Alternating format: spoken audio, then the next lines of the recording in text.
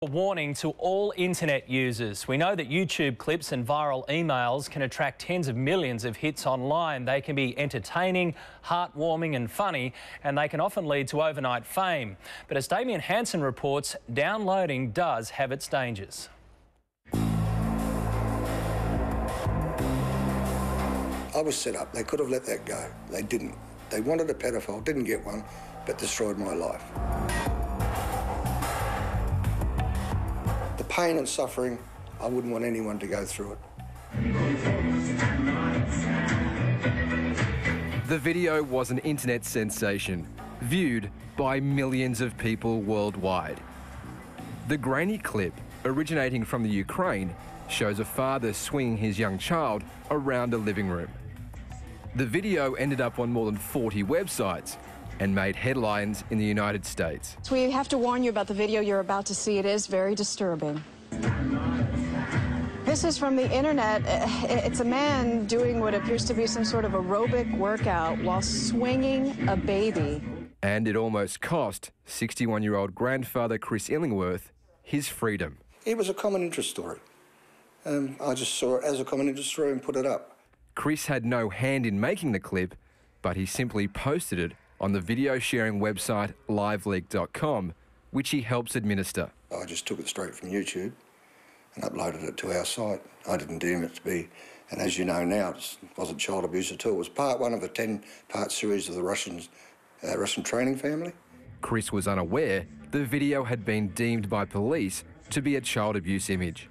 Chris's computers were seized and forensically tested by officers from the pedophile unit Task Force Argos. They found nothing, but he was charged with 2 counts of accessing and uploading child abuse material under new federal legislation. How many parents have got their kids by that one arm and one foot and played aeroplanes? Just about every parent, even myself. Is that child abuse? For the past 10 months, Chris has fought a lengthy and expensive legal battle.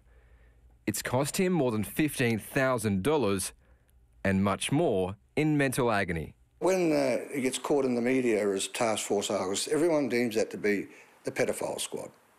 So I got tarred with a bit of that. But what the Queensland Police didn't realise, failed to check or simply didn't care about, was the fact that the clip had already been played on Australian television and that the federal government's very own censors had rated it MA 15+.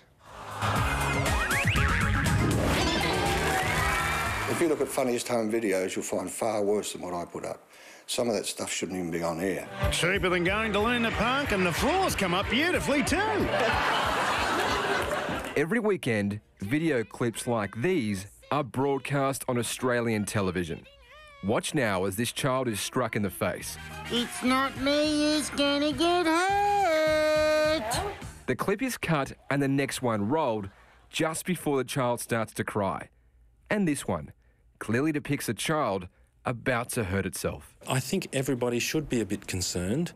David Vale is an expert in cyber law from the University of New South Wales. If you're a producer on one of those shows, you'd have to be sort of looking over your back a bit and wondering, well, does this mean that the whole category is now open for prosecution?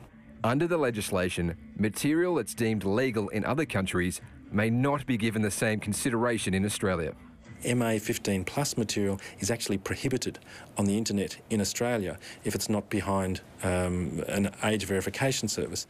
Geordie Guy from Electronic Frontiers, an online civil liberties lobby, warns internet users will continue to face much tougher scrutiny.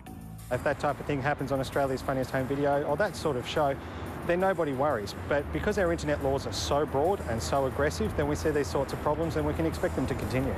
But for now, Chris Illingworth remains a victim of a police investigation flawed from the start. Queensland Police have since dropped the case against him and he's seeking compensation.